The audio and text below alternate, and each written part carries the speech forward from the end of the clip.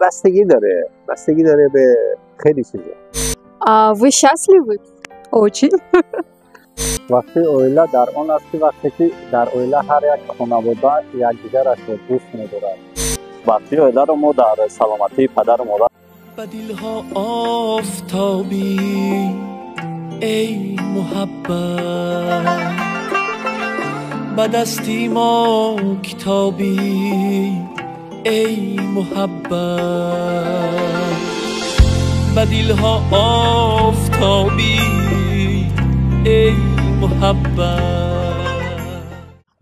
Вы счастливы? Очень. А можно узнать, в чем заключается вообще ваше счастье? Мое счастье заключается, скорее всего, в моих детках. Когда я их вижу, как они улыбаются, здоровыми, счастливыми. Вот.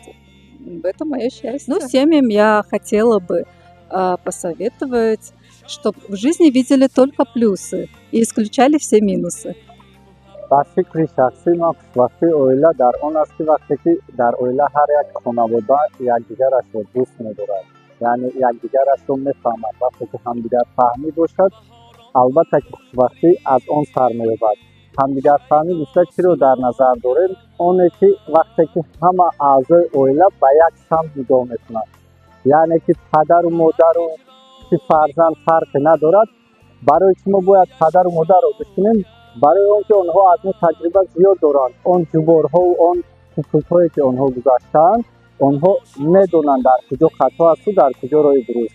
به همین خاطر به ما توصیه میدهند و ما وظیفه‌دار هستیم که آنها رو گوش کنیم. وقتی که ما آنها رو گوش کرده، این میشود یعنی که خوشبختی پدر و مادر. وقتی که پدر و مادر خوشبخت شد، وای میکنه دوی خوب که به فرزند آمد رسید، یعنی که تمام اویله، تمام خانواده، اعضای خانواده همه خوشبخت میشوند. وقتی اویله رو ما در سلامتی پدر و مادر، وقتی که او سلامت باشن، در کنار ما باشه، این خودش برای ما یک خوشبختی است. بستگی داره به خیلی چیزا. یکی فرمی که بزرگ شدن اون پدر مادر، والدین و به باجتشون، به اون وضعیت زندگیشون و از نظر ایژوکیشن، تحصیلات، به اینا بستگی داره و خب مسلما ژنتیک هم هست.